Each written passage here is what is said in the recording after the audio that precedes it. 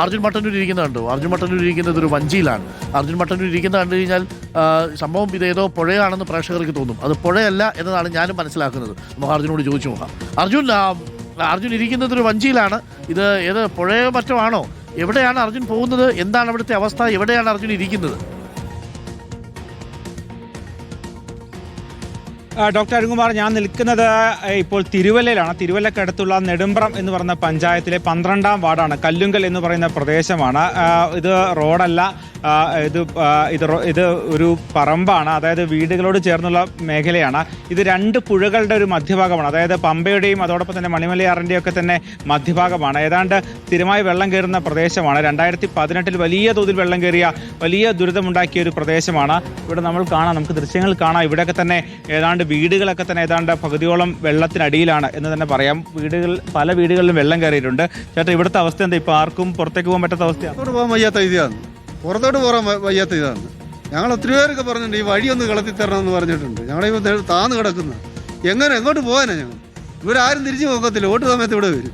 ഈ വഴിയൊന്ന് കിളത്തി തന്നില്ല. വഴിയൊന്ന് കിളത്തി തന്നെച്ചാൽ മതി. വഴിയൊന്ന് കിളത്തി തന്നെച്ചാൽ മതി. ഞങ്ങൾ അങ്ങനെ കരപറ്റാം. ഇവിടെ എന്താ ചെയ്യാൻ? ആരും കണ്ടില്ല ഇതേ രീതി.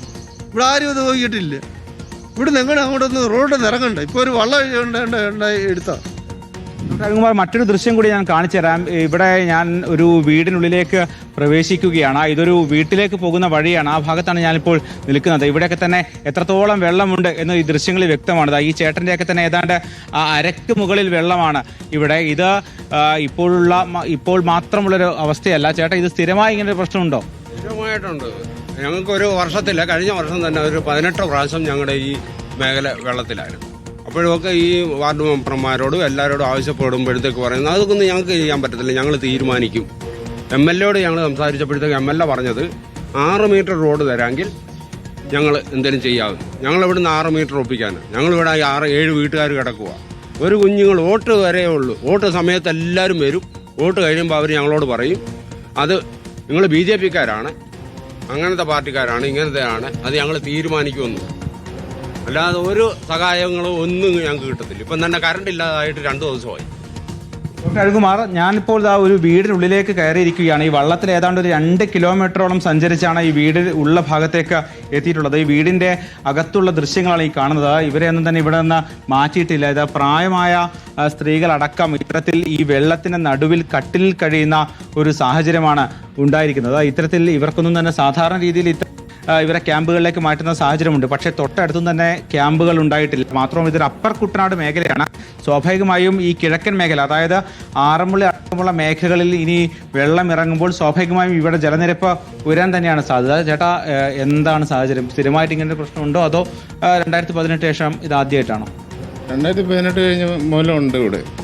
അത് കഴിഞ്ഞ് കഴിഞ്ഞ വർഷം ഉണ്ടായിരുന്ന, ഈ പ്രാവശ്യം ആദ്യമാണ് ഇത് നിരന്തരമായിട്ട് സംഭവിക്കുന്ന വെള്ളം. ക്യാമ്പുകളിലേക്ക് മാറാൻ പറഞ്ഞിരുന്നോ? ഇല്ല, അധികാരികളാരും ഇതുവരെ വിളിച്ചിട്ടുമില്ല, പറഞ്ഞിട്ടുമില്ല. ഫോൺ പോലും ഇല്ല. ഇന്നലെ മൂലം കറണ്ടും കട്ടായിക്കുവാണ്. ഫോണും എല്ലാവരെയും ഓഫാണ്. ആരെ വിളിക്കാനും മാർഗമില്ലാതെ എനിക്കാണ്.